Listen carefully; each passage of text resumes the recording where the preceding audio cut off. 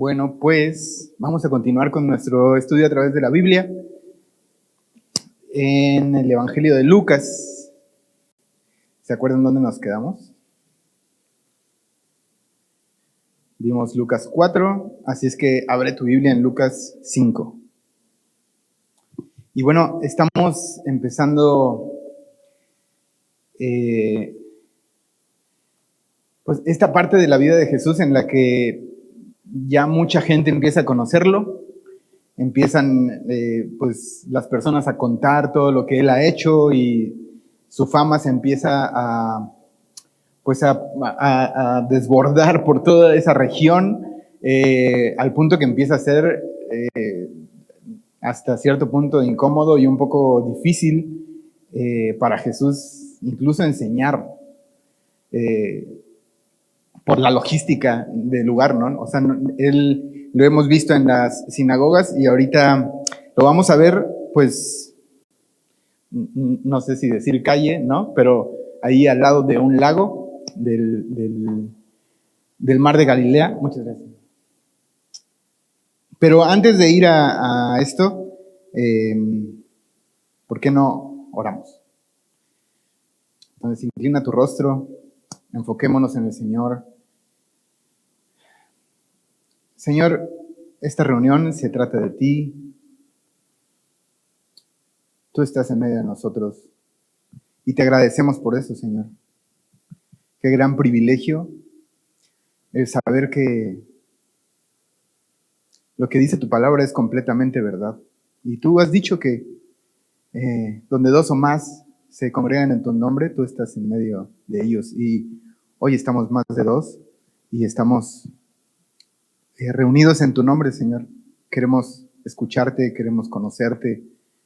Por favor, te pedimos que nos ayudes a estar atentos, nos ayudes a comprender tu palabra y que tu palabra, así como en ese tiempo, cuando tú la hablaste, entre en nuestros corazones, Señor, y cumpla el propósito por la cual tú la envías. Así es que te agradecemos y te lo pedimos, Señor, en tu nombre. Amén. Muy bien.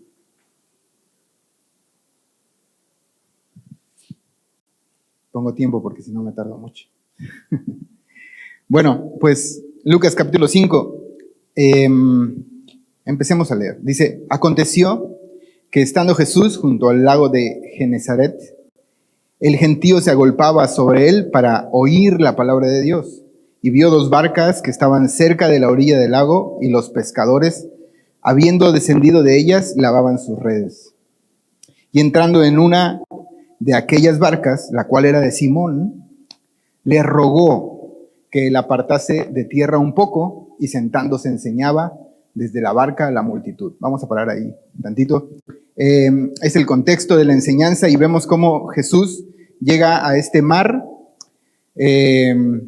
Se le llama Mar de Galilea, lago de Genesaret.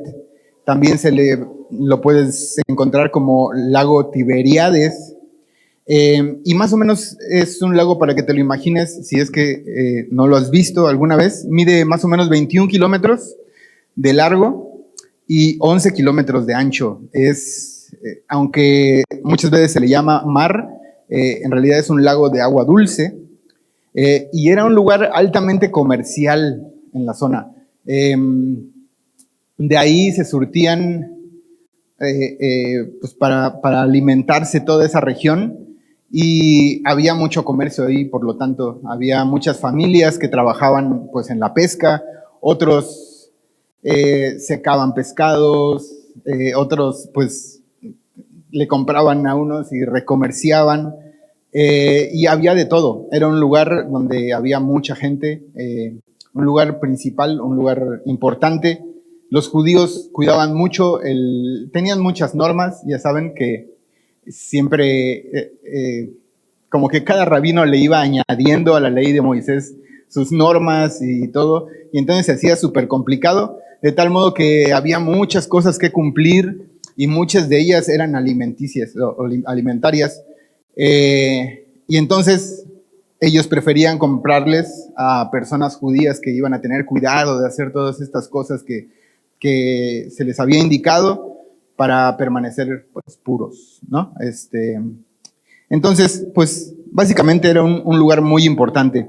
Y se me hace muy, muy interesante cómo, bueno, lo primero que vemos es que dice que el gentío se agolpaba sobre él para oír la palabra de Dios, y eso es algo muy interesante y muy hermoso, porque pensaríamos nosotros que la mayoría de personas pues sigue a Jesús solamente para que lo sanen, ¿no? De sus enfermedades, y es lo que popularmente conocemos, ¿no? De que, bueno, es que le llevaban muchos enfermos, y es verdad, la Biblia lo dice, pero en esta ocasión aquí Lucas pone este énfasis en el que estas personas estaban ahí agolpadas para escucharlo.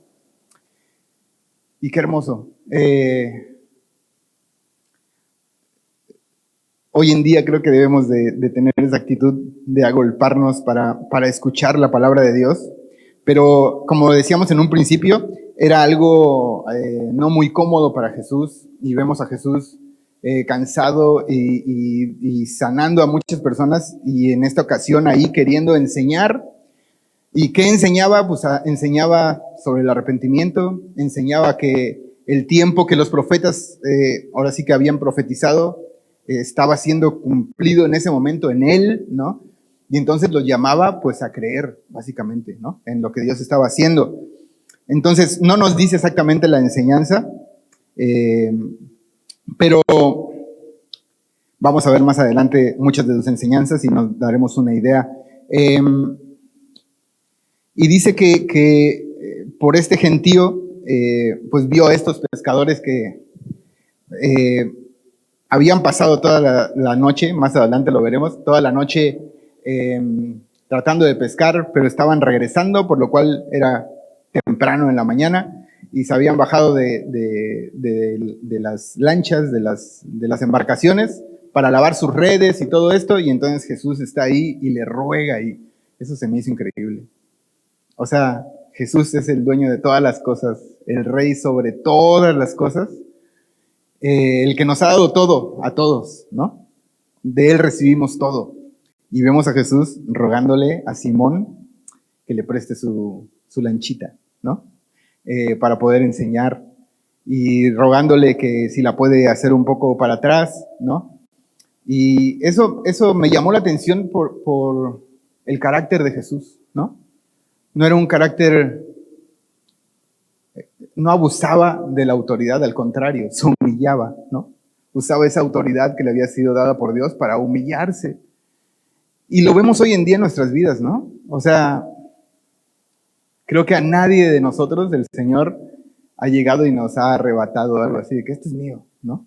Siempre el Señor nos da la invitación de poder participar, de adorarlo, de poner lo que Él nos ha dado, pues así en agradecimiento a Él, ¿no? Y vemos este mismo rasgo en Jesús. Bueno, dice el verso 4, cuando terminó de hablar, dijo a Simón, o sea, terminó de enseñar y todo esto, y le dijo a Simón, boga mal adentro, o sea, vamos más adentro, y echad vuestras redes para pescar. Seguramente Jesús seguía en la barca, y entonces pues, le dijo, vamos a irnos más adentro para pescar, ¿no? Dice el 5, respondió Simón, le dijo, maestro, toda la noche hemos estado trabajando y nada hemos pescado, mas en tu palabra echaré la red. Y habiéndolo hecho, encerraron gran cantidad de peces y su red se rompía. Entonces hicieron señas a los compañeros que estaban en la otra barca para que viniesen a ayudarles, y vinieron y llenaron ambas barcas de tal manera que se hundían. Viendo esto, Simón Pedro cayó de rodillas ante Jesús, diciendo, apártate de mí, Señor, porque soy hombre pecador. Porque por la pesca que habían hecho, el temor se había apoderado de él y de todos los que estaban con él. Y asimismo de Jacobo y Juan, hijos de Zebedeo, que eran compañeros de Simón. Pero Jesús dijo a Simón, no temas, desde ahora serás pescador de hombres. Y cuando trajeron a tierra las barcas, dejándolo todo, le siguieron. Qué impresionante historia, ¿verdad? Es de las historias que más nos gustan leer, creo, ¿no? Pero hay mucho que aprender en esta historia. Una de ellas es que es impresionante cómo Simón, al parecer, viendo con detenimiento el texto, inclusive Simón le dice maestro, ¿no? Lo cual quiere decir que muy seguramente Simón estaba poniendo atención a lo que Jesús estaba enseñando. Tal vez al principio no, pero capturó su atención de que estaba en su embarcación. Así es que muy seguramente se quedó, pues, a escuchar, ¿no? Y él lo reconoce como maestro. Pero Simón era seguramente un experto pescador y tenía una pequeña empresa con Jacobo y Juan, con los hijos de Zebedeo, ¿no? De pesca. Y entonces, como dijimos hace rato, ellos habían salido a pescar y nada, habían tenido una noche triste, ¿no? Pero Jesús, de una manera pues que llama mucho la atención, le dice, pues vamos adentro y echa la red allá.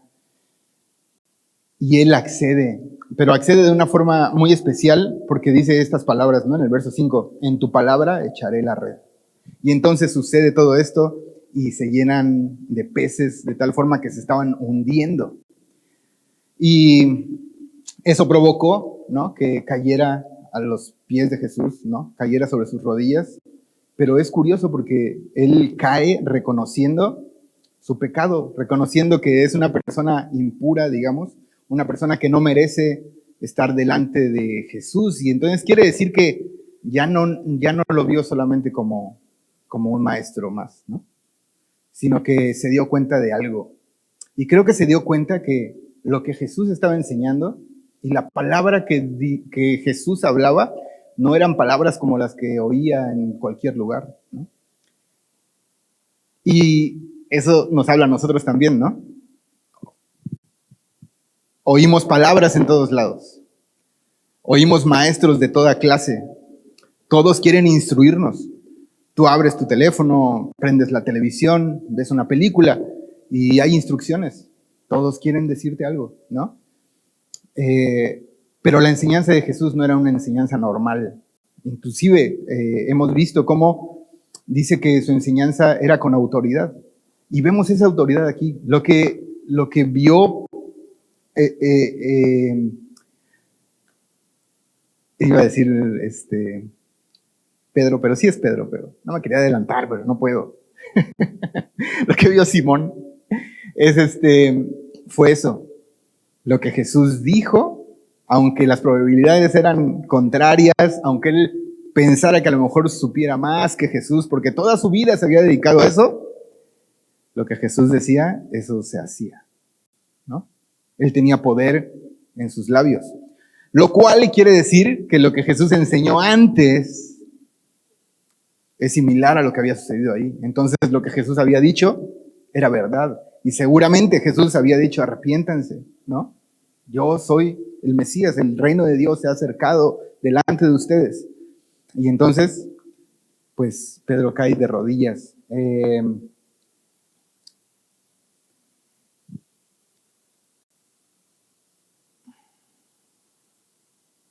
Y escribí esto, que nuestro temor sea de ese tipo, del que viene al conocerlo, al caminar en su palabra, y nos hace caer de rodillas y seguirle dejando todo atrás, ¿no?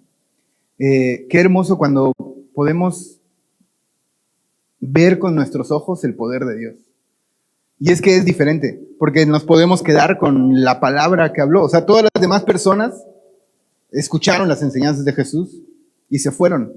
Y solo las personas que pusieron por obra lo que Jesús hizo experimentarían esto enorme y maravilloso.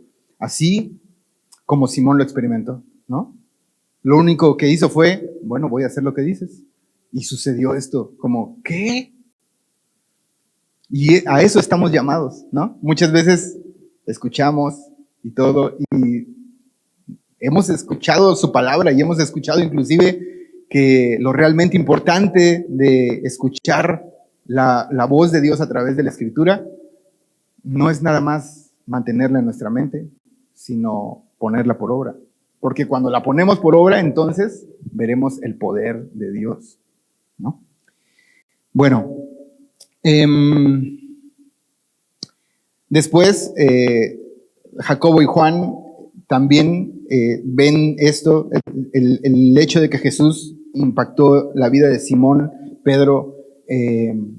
Ellos también pudieron ser testigos y pudieron, pues, realmente ver el poder de su palabra y creer también. De manera que Jesús, pues, los invita, ¿no?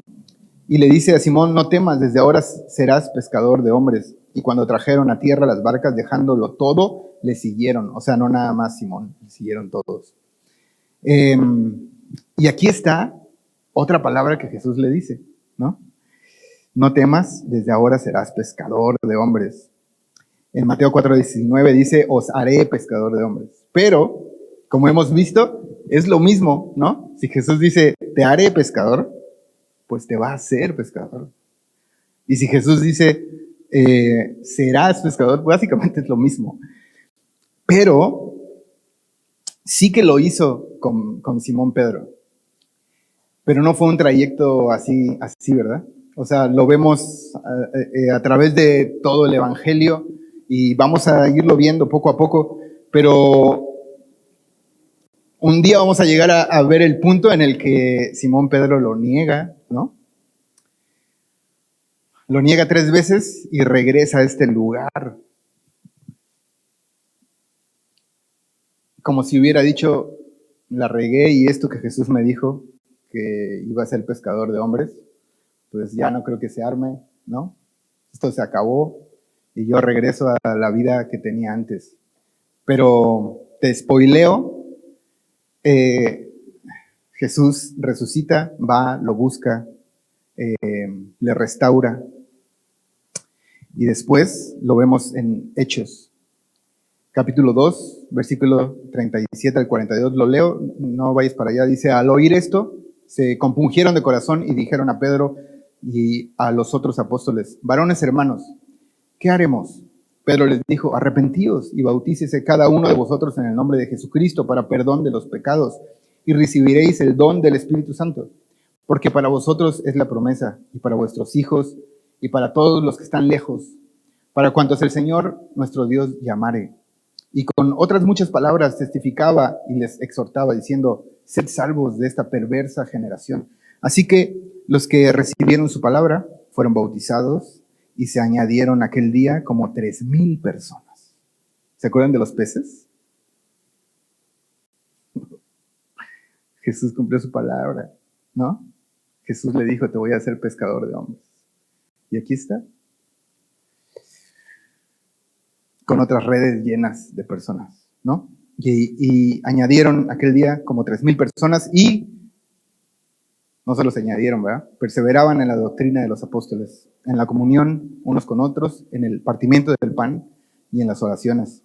Entonces, vemos esta hermosa historia que nos llama a caminar en su palabra, ¿no? A creerle al Señor y a, como dice aquí, dejarlo todo. Tuvieron la mejor pesca que nunca soñaron y dejaron ahí los peces por seguir a quien los pescó a ellos. Aquí vemos a Jesús pescando a varios hombres, ¿verdad? Mucho más valiosos que los peces. Y Simón experimentó ese día la palabra de Dios en varias formas, ¿no? En esta que acabamos de ver con los peces, experimentó también su palabra al caer en arrepentimiento y al Jesús perdonarle y llamarle hacia él, ¿no? Y experimentó también su palabra al seguirle. Cada vez que Simón Pedro le seguía dejando todo atrás, era un paso más de esta fe, ¿no? En la que Jesús le estaba prometiendo y Jesús lo estaba llevando a otro lugar. Y aunque no es fácil, la verdad, si lo comparas con el negocito que tenían, bro, y eso nos debe hacer reflexionar, ¿no? O sea, ¿qué tenemos nosotros que es tan valioso que nos impide seguirle, que nos impide dejar eso? atrás con tal de caminar en lo que Dios nos ha dicho. Bueno, seguimos. Dice el verso 12, dice, sucedió que estando él en una de las ciudades, se presentó un hombre lleno de lepra, el cual, viendo a Jesús, se postró con el rostro en tierra y le rogó, diciendo, Señor, si quieres puedes limpiarme. Bueno, solo hago un alto ahí. La lepra en ese tiempo era una enfermedad que no tenía una cura como tal, y una enfermedad bastante fea. Hoy en día casi no vemos personas leprosas, ¿no? A lo mejor hay en lugares, pero hay tratamientos y Dios ha permitido que los médicos descubran todos estos tratamientos y gracias a Dios por eso. Pero en ese momento, básicamente, era una persona desahuciada, y no solo desahuciada, sino excluida de toda participación en la sociedad, tanto en la sociedad, digamos, común, ¿no? O sea, no podía estar en su casa con su familia, tampoco podía participar de nada del templo, ni nada religioso, tenía que estar apartado en las afueras de la ciudad, muy probablemente con otros de su misma condición, ¿no? Porque al ser una enfermedad contagiosa, pues tenían que aislarlos, ¿no? Y la lepra se asemeja mucho con la condición de una persona en pecado, una persona que no ha recibido perdón, una persona que vive en sus delitos y pecados, ¿no? Y de lo que el pecado hace en el hombre. Por ejemplo, la lepra destruye y el pecado nos destruye, ¿no? Afecta a otros fácilmente, es contagiosa. El pecado afecta a otros, ¿no? Cuando pecamos, nos rebelamos en contra de Dios, no solamente nos destruye a nosotros, sino destruye lo que hay a nuestro alrededor, las personas que están a nuestro alrededor. Nos impide la comunión, tanto la comunión con el Señor, que es lo más importante, pero también nos aísla de nuestros hermanos, nos aísla de otras personas, ¿no? Lo hemos visto, creo, en la vida cotidiana, ¿no? Personas que lamentablemente están en situaciones difíciles y entregadas a una vida alejada del Señor y en cadenas de cosas desagradables y destructivas, llámese drogas, llámese odio, o sea, al final quedan solas, ¿no? O sea, ni siquiera sus familias pueden estar con ellos, se vuelven un peligro. Y otro rasgo que es el más importante es que solo Dios puede quitarlo. En esta época, solo Dios podría quitar esta enfermedad. Y hoy en día, la lepra espiritual llamada pecado, solamente Dios puede quitarla de nosotros. Y algo muy, muy curioso es que Moisés, fue una señal que Dios usó con Moisés, ¿se acuerdan? La encuentras en Éxodo 4, versículos 5 al 7. Y es cuando Moisés le dice a Dios de que le dé una prueba para que le crean, ¿no? Y entonces Dios le dice, mete tu mano aquí en tu pecho, y la saca y sale blanca, llena de lepra, la vuelve a meter, ¿no? La saca y sale normal, ¿no? Entonces, ¿por qué lo digo? Porque sigamos leyendo y nos vamos a dar cuenta de algo, ¿eh? Dice el verso 13, entonces extendiendo él la mano le tocó diciendo, quiero. Acuérdense que él dijo, Señor, si quieres puedes limpiarme. Dice, y dijo Jesús, quiero, sé limpio. Y al instante la lepra se fue de él. Y él le mandó que no lo dijese a nadie, sino ve, le dijo, muéstrate al sacerdote y ofrece por tu purificación según mandó Moisés para testimonio a ellos. Pero su fama se extendía más y se reunía mucha gente para oírle y para que le sanase de sus enfermedades. Mas él se apartaba a lugares desiertos y oraba. Entonces, vemos cómo Jesús le dice que claro que sí quiere sanarlo, ¿no? Me llama la atención de que este leproso no duda de que Jesús pueda sanarlo, ¿no? Sino le dice, o sea, básicamente sé que puedes sanarme, pero no sé si quieras hacerlo, ¿no? Aquí estoy. Y Jesús le dice, quiero, sé limpio, ¿no? Y esto es interesante. Dice que al instante la lepra se fue. ¿Se acuerdan? Como esa señal de Moisés, al instante. Es algo pues es algo que solo Dios puede hacer, ¿verdad? No era algo médico, algo que poco a poco fue sanando, sino fue algo evidente que Dios estaba detrás de esto. Y Jesús lo manda a que ofrezca lo necesario para su purificación. Y es que en Levítico 14 vemos todas esas instrucciones que Dios le dejó a los sacerdotes para que identificaran la lepra, pero también para que si veían que esa lepra sanaba y todo esto, ellos sabían cómo identificarla, pero no solo eso, sino que tenían que ofrecer ofrendas de paz, tenían que ofrecer pues animales para perdón de pecado y todo esto.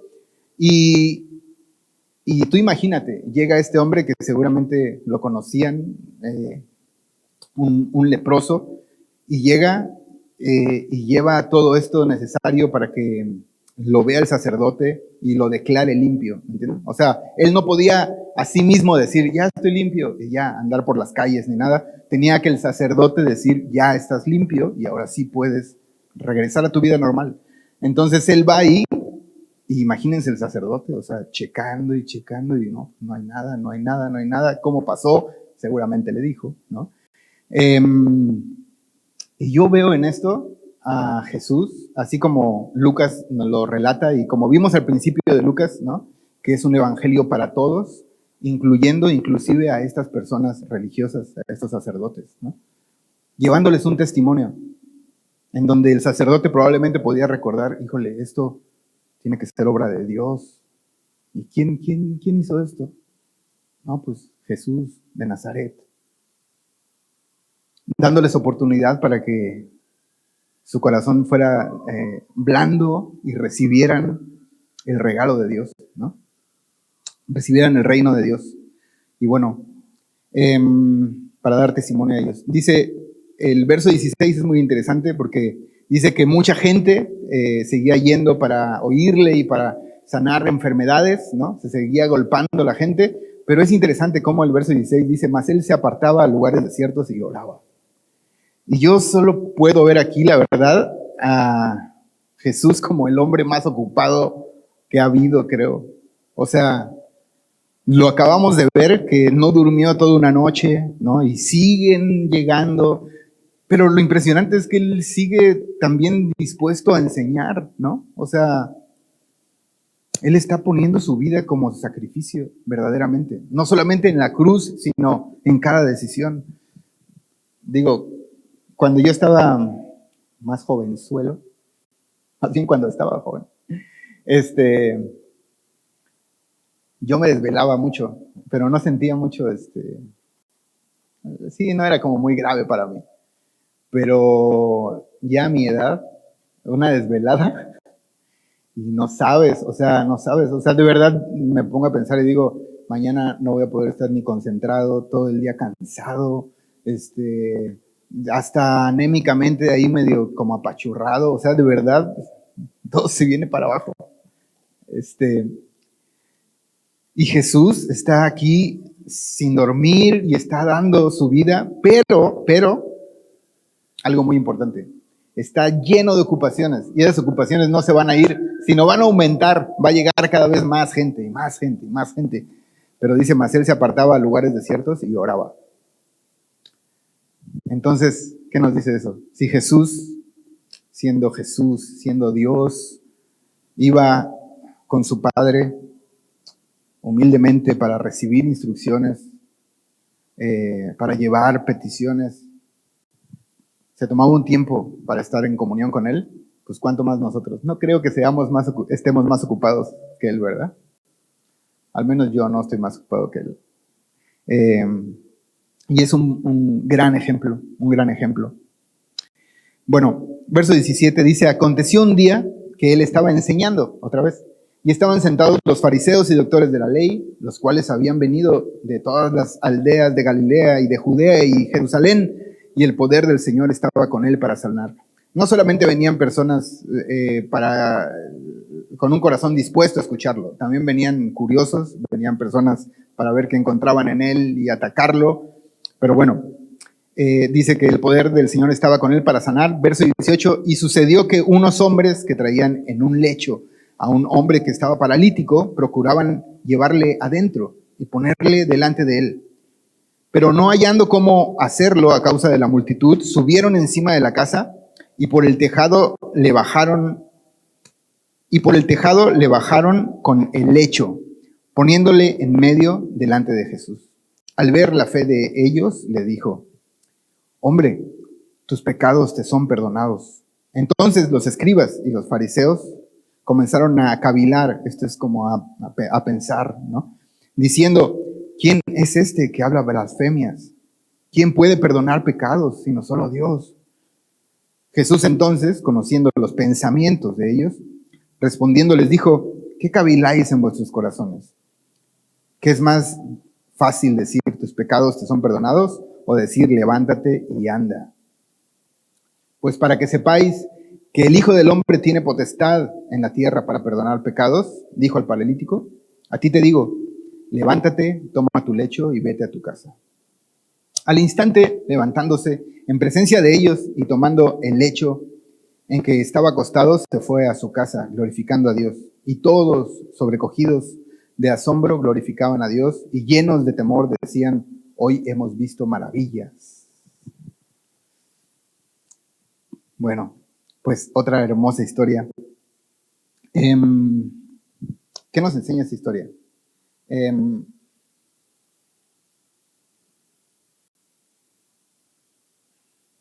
Bueno, primero me gustaría como explicar un poquito acerca de esta escena en la que estos amigos llevan, ahora sí que a su otro amigo delante de Jesús, pero está en una camilla, digamos, eso es el lecho que dice ahí, y dice que lo bajan por la parte de arriba de la casa.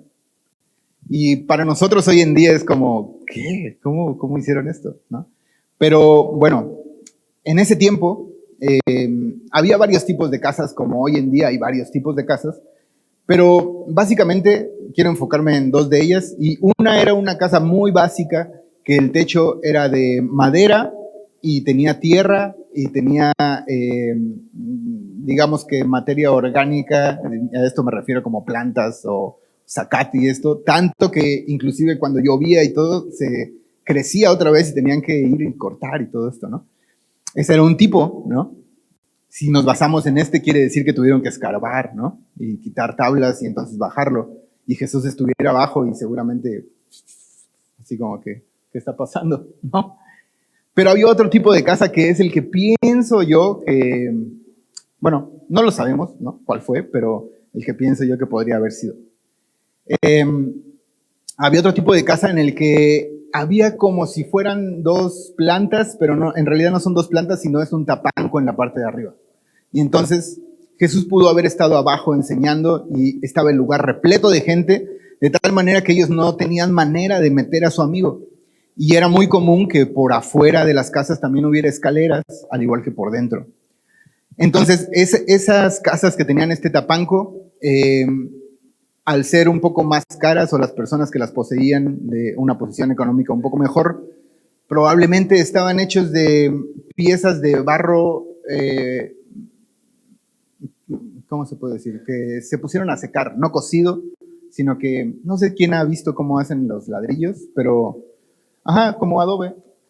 Pero sí, ponen algo para hacerle la forma, ¿no? Y después los ponen así a secar. Hoy en día se cocen y todo el rollo, pero en ese momento, en ese tiempo, pues estaban solo sobrepuestos sobre estas maderas, de tal manera que podría haber sido más fácil para ellos quitar estas piezas, ¿no? Y bajar a su amigo en la camilla, en este tapanco de arriba, y luego por las escaleras de abajo, pues bajarlo hacia donde estaba Jesús. Eso no es tan importante, pero lo importante es lo que Jesús dice. Dice, al ver la fe de ellos, le dijo, hombre, tus pecados te son perdonados. Y algo que me pareció hermoso es que uno necesitamos ser amigos así, pero también necesitamos amigos así, ¿no? Necesitamos ser amigos así, como amigos así, pues amigos que estén dispuestos a sudar, que estén dispuestos a no pensar tanto en ellos mismos, sino llevarnos hacia Jesús, ¿no? En esos momentos en los que no podemos ir hacia Él. Pero me llama mucho la atención cómo este hombre paralítico, que puede asemejar la parálisis espiritual de una persona que no puede llegar a Jesús, otros están dispuestos a llevarlo, a correr riesgos, a tener la fe para saber que estando delante de Jesús, Jesús puede perdonarle y puede levantarle. Y qué hermoso esto, ¿no? Creo que cada uno de los que estamos aquí, pues hubo algunos amiguitos como estos, ¿verdad? Que nos llevaron a los pies de Jesús. Y es algo hermoso verlo aquí en la Escritura. Entonces,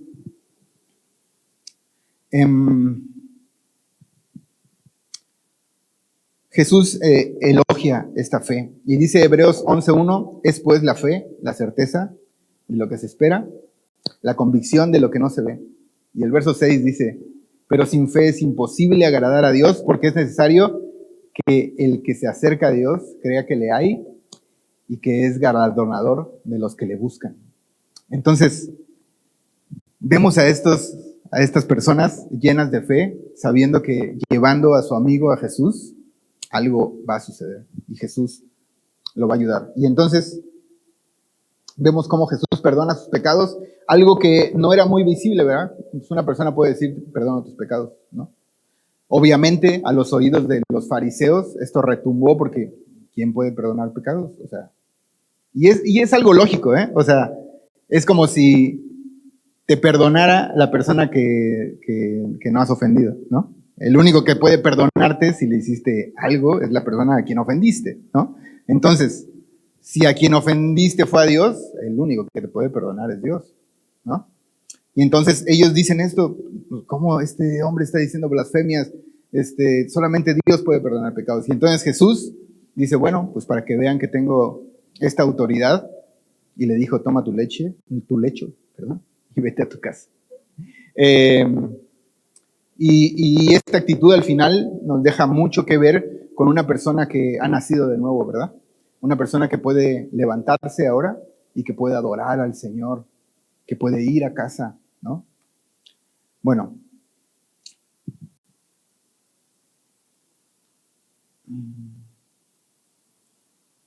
Vamos al siguiente versículo. Dice, verso 27. Después de estas cosas, salió y vio a un publicano. Ya lo hemos visto antes, pero un publicano eran estos hombres que recolectaban impuestos y que eran mal vistos por todos los judíos porque tenían la característica de abusar de esto, de ser corruptos, de enriquecerse de manera ilícita, subían, no solamente cobraban los impuestos que Roma les decía, ¿no? Sino que ellos decían, bueno, Roma me pide 5, que le dé 5, pues yo le pido 10 y estos otros 5 son para mí, ¿no? Imagínate las personas, imagínate unos pescadores que ahorita están con Jesús, si Leví fue a pedirles, ¿no? Oye, Roma me dice de las pescas que estás haciendo, pues que me des 15, no, pero son 5, pero si quieres estar bien, pues dame 15, ¿no?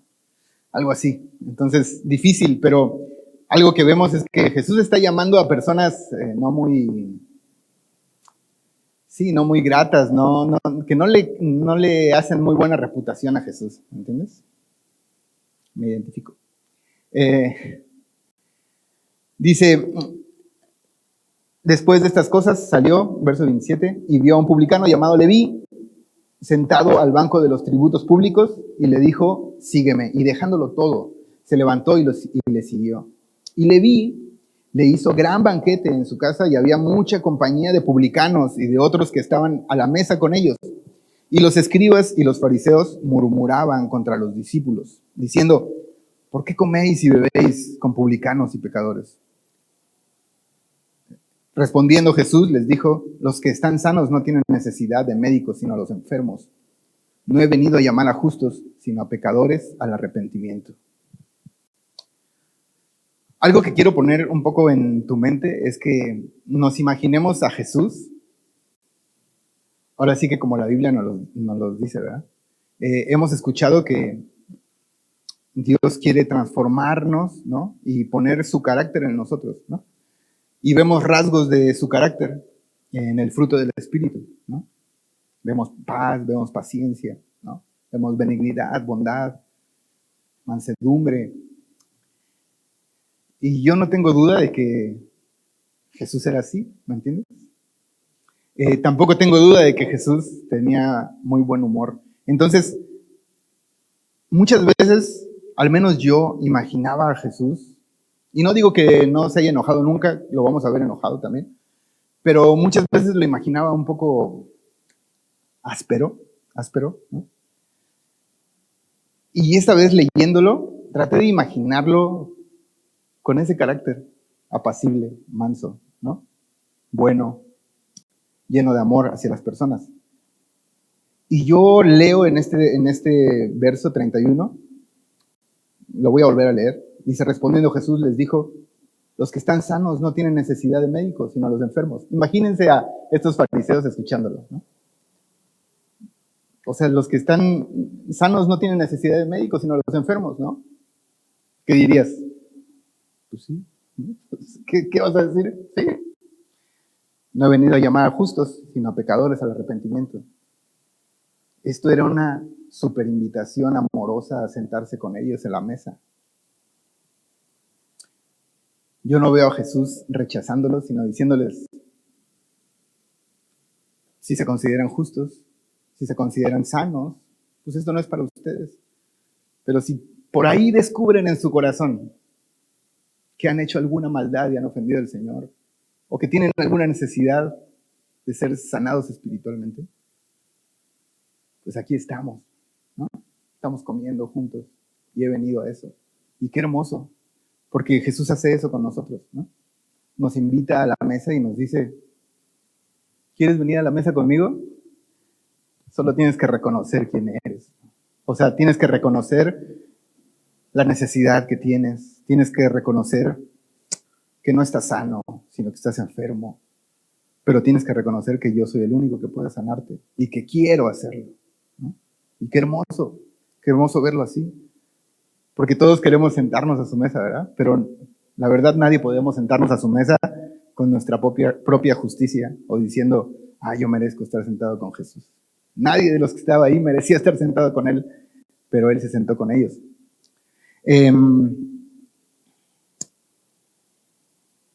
Dice 1 Corintios 26 al 29, dice, pues mirad, hermanos, vuestra vocación, que no sois muchos sabios según la carne, ni muchos poderosos, ni muchos nobles, sino que lo necio del mundo escogió Dios para avergonzar a los sabios, y lo débil del mundo escogió Dios para avergonzar a lo fuerte, y lo vil del mundo, y lo menospreciado escogió Dios, y lo que no es, para deshacer lo que es, a fin de que nadie se jacte en su presencia.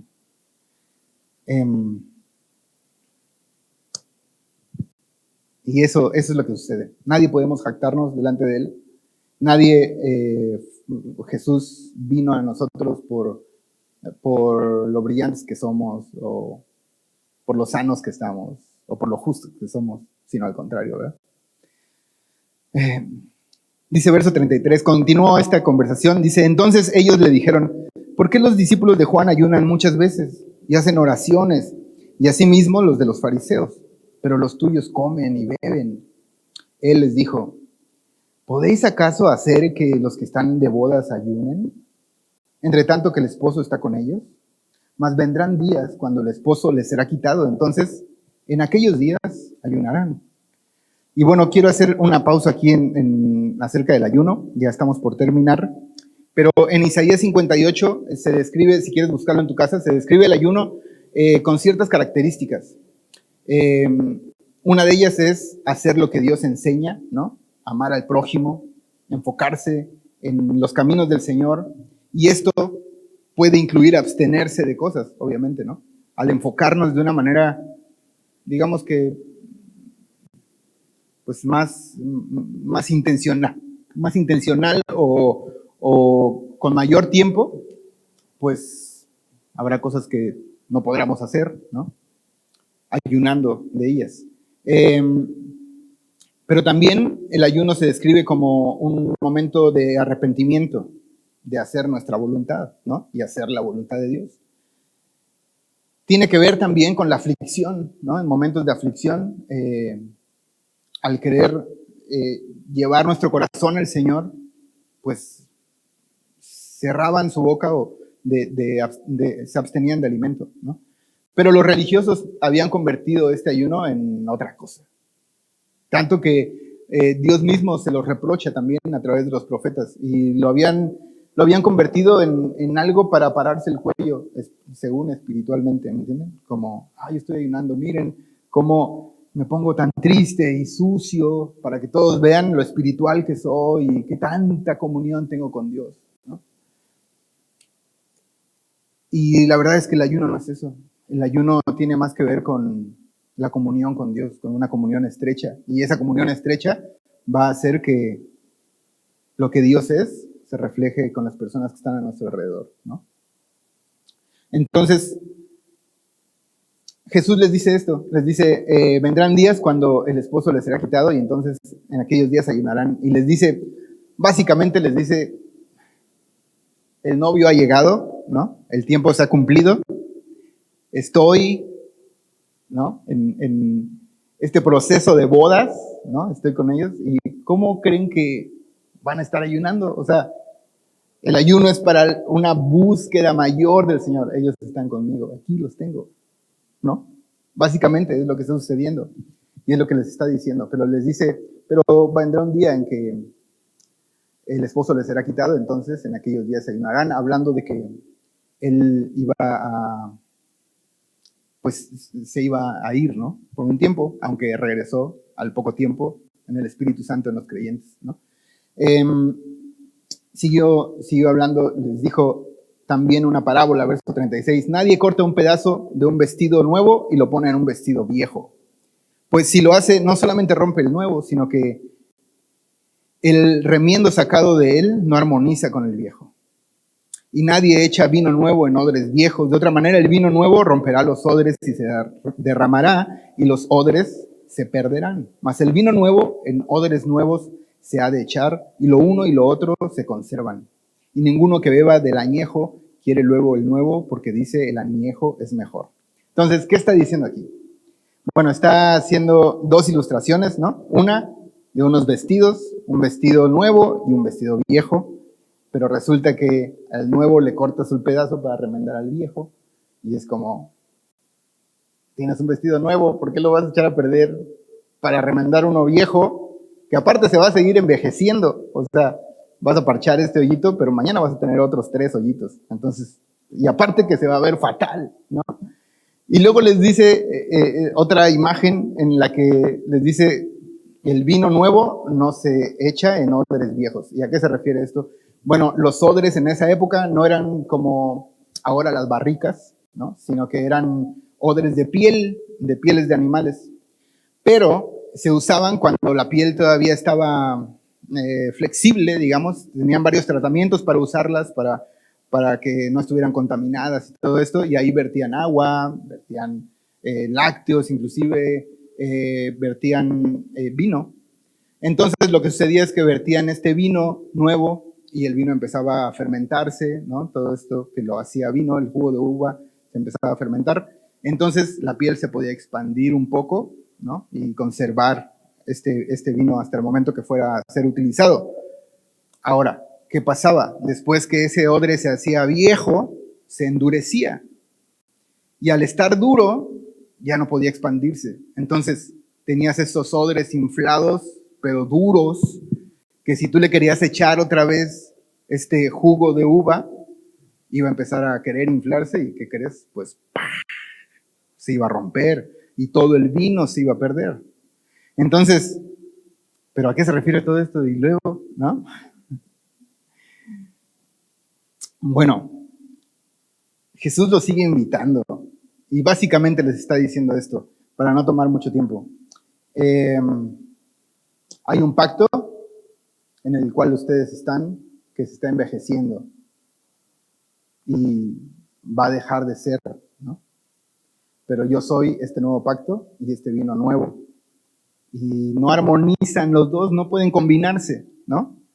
Quieres estar en el nuevo pacto, tienes que nacer de nuevo, ser un odre nuevo, ¿no? Y entonces vas a poder contener esta vida nueva.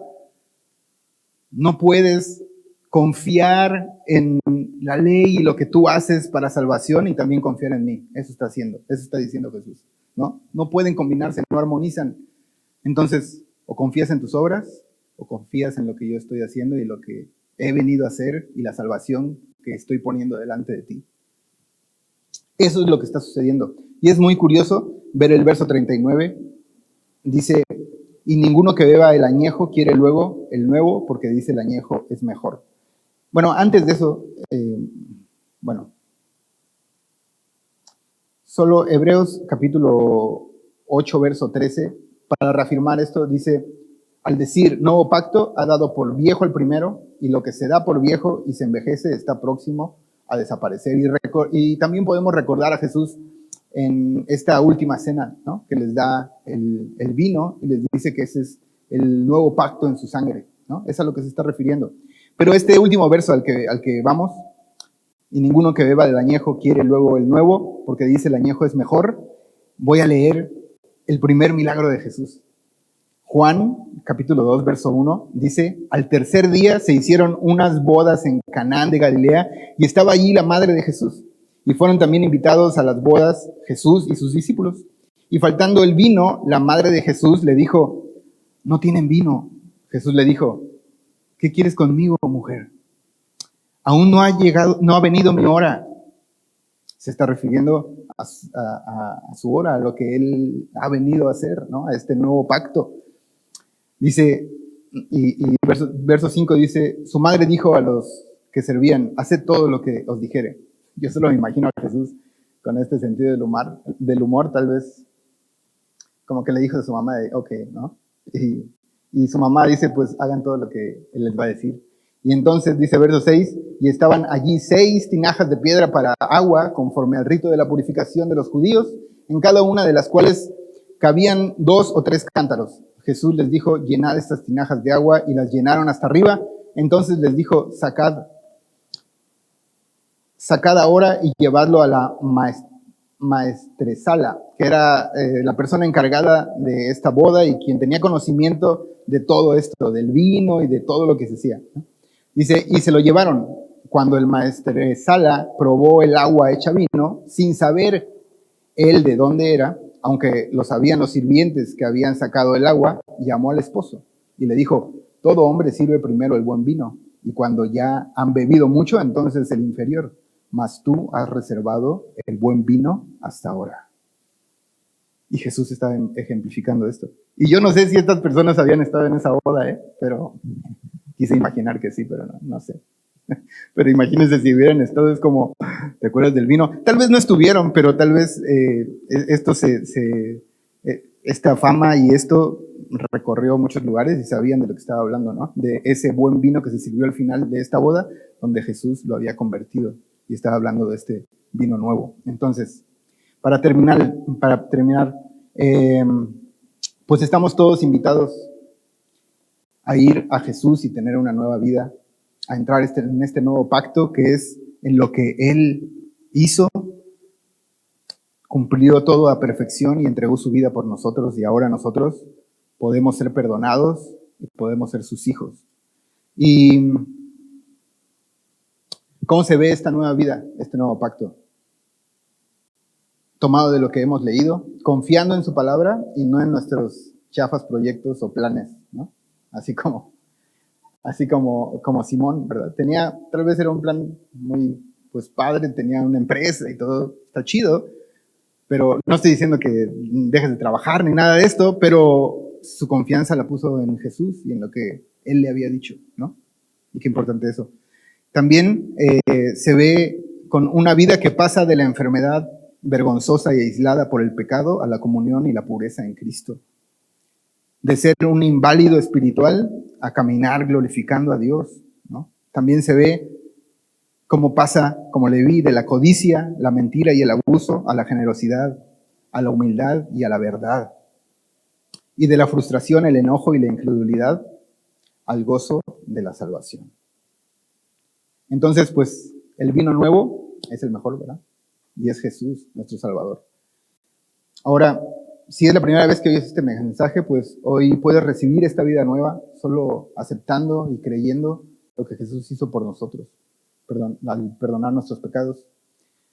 Pero si eres como yo y ya has puesto tu vida en Jesús, pues la invitación es a seguir esta vida nueva, ¿no? A no voltear hacia atrás, sino a seguir maravillándonos de estos pasos de Jesús, de estas obras que Dios ha preparado para nosotros y de las cuales podemos decir, en tu nombre lo haré, ¿no?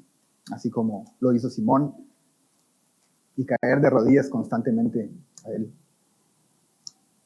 Inclina tu rostro, vamos a orar. Señor, muchas gracias por tu palabra. Gracias por ser un Dios que nos invita siempre a la comunión contigo, Señor, a experimentar tu palabra en nuestras vidas, a ver tu increíble gracia y amor, Señor, que nos llama a pesar de quiénes somos, Señor, que estás dispuesto a identificarte con nosotros, aunque esto no te traiga una buena reputación, Señor. Gracias. Y queremos seguir disfrutando, Señor, de este vino nuevo, de tu gracia en nosotros. Ayúdanos, Señor, a que podamos ser transformados como estas personas que acabamos de leer y a que podamos glorificarte todos los días. En el nombre de Jesús.